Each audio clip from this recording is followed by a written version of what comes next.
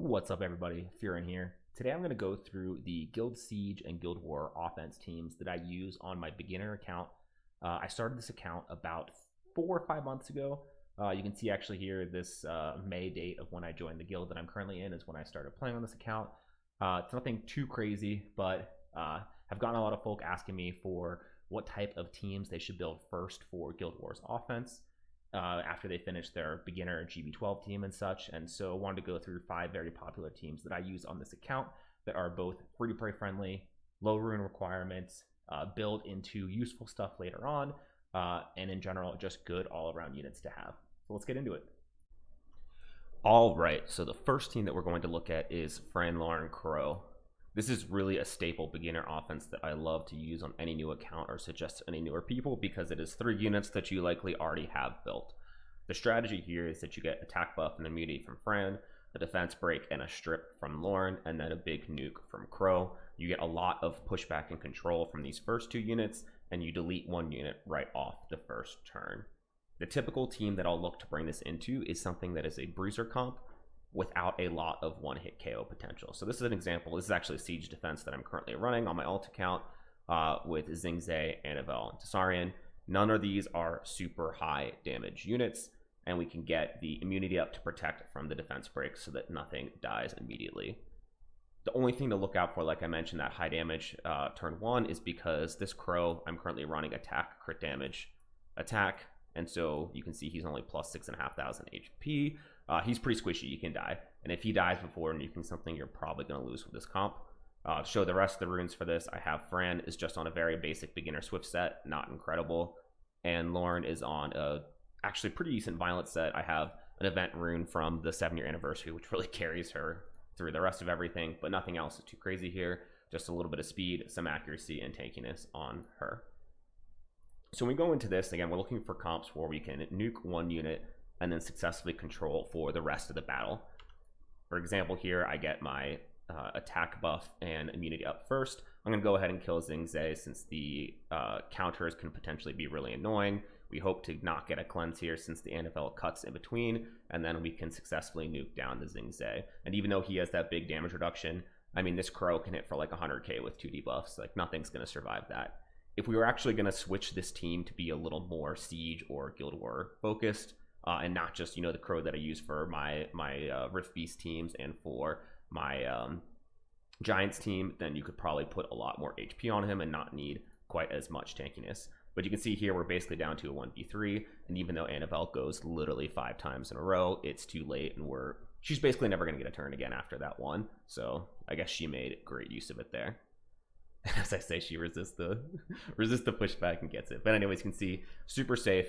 Again, the only type of things to look out for here is sometimes you'll see a bruiser team with like a Perna or something that does have a lot higher damage output. And I do get that immunity up early, but the Kro is pretty slow. So you want to make sure that he can potentially live through a full cycle of attacks from someone on the other team. But that's the first one. Next, we're going to look at a very basic Lushen setup. Lushen offenses will really be a staple of any sort of content that you run. But this is probably the most free-to-play or beginner-friendly variant of it. We have Bernard, Konomiya, and Lushen. We have a Bernard for the wind attack lead and speed buff and speed boost. We have Konomiya for an attack buff and a full turn meter fill. And then we have, obviously, our Lushen.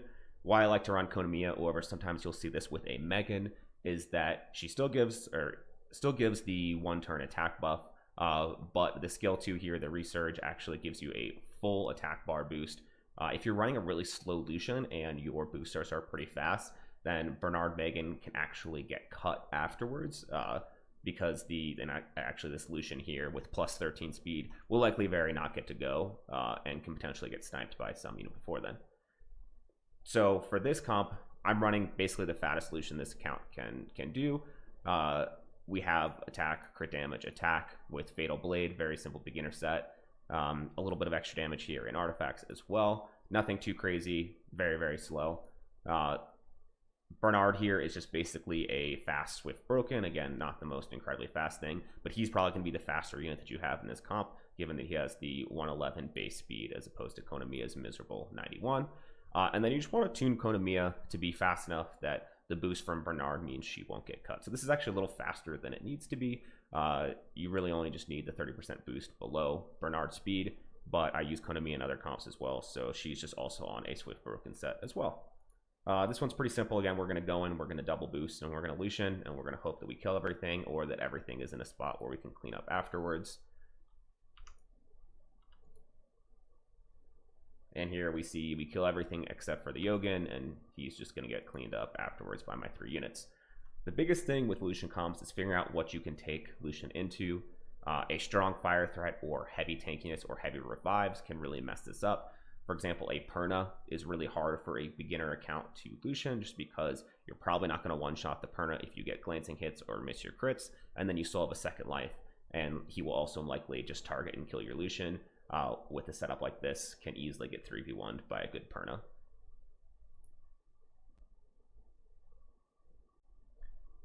Third, we have a comp that's actually very common even all into G3, tourney play siege offenses, which is Garo, Raoq, and Verde. I like it for beginner count as well because, again, these are Raoq, 2A, and Verde you're going to be building anyways for your early dungeon teams.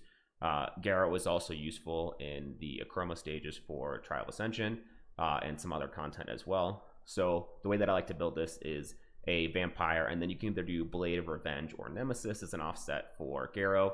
I like to build him pretty fast with high crit rate and damage, and some amount of accuracy so you can try and land those stuns. Ideally, the speed is at least where you will get boosted into a turn from the Raoq teaming up with your Verde, but it's not necessary if you want to try and get him other stats as well. The Raoq that I would run in here is just a swift set with some damage.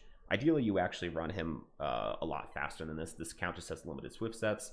But there are a lot of times that you'll want to run this team where you are actually contesting speed. One of its strengths is that Raoq has a 108 base speed, which is pretty high. And then you're also running the 30% leader from Garo. So this is a really, really easy team to outspeed when you're going into something like a Martina Shayna variant that has a speed lead, maybe into some Sierra comps in 5-star towers, or Carcano offenses that you think you can outspeed. Lastly, I have just my Tricrew Vertihile. Ideally, you also get him a little bit faster so that when you team up with him, he boosts himself into another turn and helps you rotate more. But the heavy damage actually works out great in a lot of cases as well. So again, the basic idea of this team, you take into something where you can likely 1 or 2 shot a key unit and then rotate through a lot of turns. It's also super successful against a lot of Carcano teams because, for example, Carcano Triana is a really common combo. You'll see this with tons of thirds. And if you get a good Vampire Garo into a 1v2 situation with a Garo Triana, it's actually pretty possible that he comes out ahead because of the single hits on both of these units and element advantage against the Triana. So this is a pretty common defense that we see with the Escher variant rather than the Vigor. And here, we'll likely just try and hit something that doesn't have immunity. I don't love to go for the Triana first because I think the other two are much more dangerous.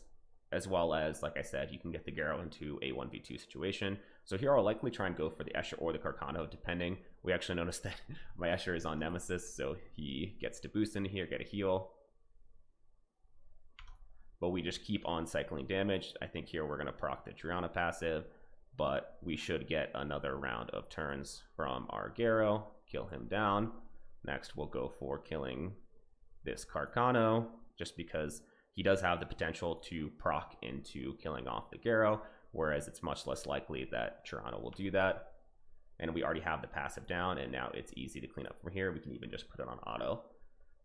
Again, I run this team very often on both my beginner account and my main account. Super versatile, a little bit less take it into anything like maybe Fran Loren Kro is. But again, main idea is you can outspeed, nuke one unit, rotate a lot, and then have Garo into a strong situation when it comes down to like a 1v1, a 1v2, or something like that. All right, so going into the same defense again, we have our fourth offense, which is Water Twins Triana. This is another team that will start off doing really well for you at a lower level and continue with you all the way through Upper Siege. Typically, you see this taken in as a counter to these Carcano Triana towers that don't have a huge win threat. At a higher level, you might see this Triana built on damage, and therefore it's good to have a support that can protect you through a couple of procs having the Triana passive to help there is super useful, as well as something like a Huadam or a Chloe can also be a useful variant, although not as beginner friendly for this team. What I have right now for this alt account is we have a Swift Blade Sabrina, a Fatal Blade Talia, and a Violent Broken Triana. I think ideally you want both these Water Twins on Will so that you don't just get defense broken and die in the first turn, but for lower siege, I say just you'll take the damage. What this kind of looks like normally is you'll end up not taking first turn. You hope that one of your twins doesn't get immediately dead, and then you can throw up the immunity and try and nuke through their threats. So against this team here, I'm going to kill the Carcano first just because it's pretty easy, but the main threat here is going to be making sure that your Water Twins don't die. So killing both the Ashir and the Triana as fast as possible is really important to make sure that you actually get this win. Although the Carcano can race down your Triana, depending on your runes, depending on your setup, you might just not be, you might be as, or you might be more worried about that. So here, I know my Triana is not the tankiest, and I don't have any like minus fire damage reduction or anything like that. So I take down that Carcano, then I take down the Escher, and now it's just a 3v1 versus this Triana, which is still a little bit scary. You can see here my Triana, or my Talia is getting very low, but if you get to this situation, you're more than likely going to be able to clutch this out. As I get every single violent proc on my Triana and finish this off. And lastly, we're going to look at a little bit of an oldie, but still a goodie, especially at a lower level, which is Kamoon Vigor Skogul. What I really love about this team is that individually each unit here is very bread and butter for guild content. You'll use them other places, you'll use them in other teams, and they have very good specific counters that they're used for, as well as Vigor 2A still being very predominantly in the meta, even at a higher level. On my beginner account, I just have a Swift Blade on a crit damage Kamoon. You can also just build him super tanky. I think for this team, I'd actually rather just see him tanky, but this is just my preferred style because, you know, gotta kill stuff. We then have a Vigor. Again, you can just build him speed HP. I actually have him speed crit damage HP. Violent Focus because this account doesn't really have will runes yet, but just a little bit of speed as well and some accuracy. And then lastly, we have a Skogul. Ideally, you have triple HP with some speed and put him on Violent. I ended up actually putting a speed slot 2 on him just because the runes that I found for him had almost no speed on him. And if you end up seeing, like, I feel like this is a mistake that I see a lot, is you see a Skogul with literally +0, +10 speed, and even though when he drops that rock, it's going to hurt, he's just never going to get to go, he's never going to get a turn, and it's just going to be, you know, useless. Some resistance on him is also good, so that you can do things like if someone brings in some sort of Loren comp into you, they can miss potentially a pushback and he gets a turn when they're trying to just permanently control the Skogul. But generally this team has 2 threats. You have the defense break from the Vigor into Kamoon or Vigor follow-up damage, and you have the rock dropping from the Skogul. Skogul is a really great damage unit because it helps you take out units like a Miho or take out units like Camilla that have passives or other such effects that make it more complicated to kill them.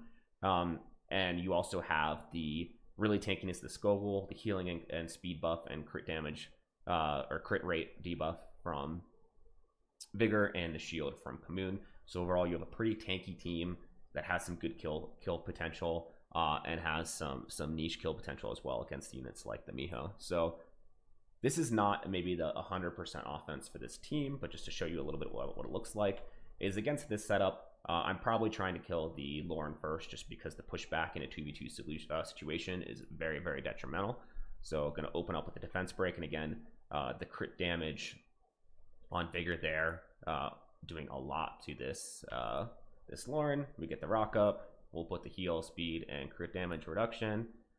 At this point, since we got a heal block off on the Loren, I think the rock dropping will kill her after this, although she does get 3 turns into my Vigor, or into my Kamoon. And then once we get into a situation like this where we have any sort of 2v2 or 3v2, Skogul just gets more and more value because his damage based on his HP is going to end up just one-shotting stuff. So here, I'm going to try and just finish off the Fran, since a lot of these units have some crit rate and I don't want to get stunned by the Miho. And then we'll be left with a Skogul rock drop to easily finish off that Miho and net us this win here. No solo potential here for you this time, Miho. And there we go. So just to wrap things up, again, these are the 5 teams that I actually have bookmarked on my second account that I made a couple months ago. They're all units that you will end up wanting to build or use other places. They're very solid offenses into beginner siege. And none of these are throw units. None of these are units that you'll build for one of these teams and just never use again. So again, highly recommend these as your first couple of teams to look for as you come out of building your PvE progression and want to start kind of taking your game and the guild content and PvP areas up a notch.